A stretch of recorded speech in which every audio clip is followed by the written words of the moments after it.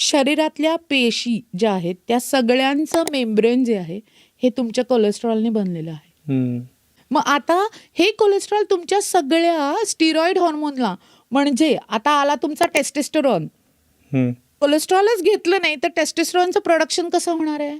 Gym मधल्या पोरांना सांगा जर आहे की तुम्ही फॅट घेतलंच नाहीये तर तुमच्यामध्ये ती निर्मिती कुठून करणार आहे तुम्ही? जर का तुम्हाला फॅट फ्री खायचंय सगळं, दूध घेतलं तर वरचं साय काढून टाका, बरोबर आहे. अंड घेतलं तर आतलं पिवळं काढून टाका, किंवा काही खायचं म्हटलं की त्याला फोडणी नको देऊ, फोडणी दिलं की प्रॉब्लेम येतो. मग हे मिळणार कुठून आहे? आहारातूनच मिळणार आहे. ते घेतलं नाही तर मग हे सगळे आता स्पर्म काउंट कमी होत आहेत, हे कमी होत आहेत, मग मुलं वैतागायला लागलेली आहेत. आणि हे फॅट ही प्रत्येक गोष्टीला अवलंबून असतं. फॅट सोल्युबल विटमिन्स आपल्या शरीरात घेण्यासाठी विटॅमिन ए, डी, ई आणि के ही 4 विटमिन्स असे आहेत की तुम्ही जर फॅट घेतलं नाही तर ती येणार कुठून? त्यांचा मार्गच बंद करताय तुम्ही.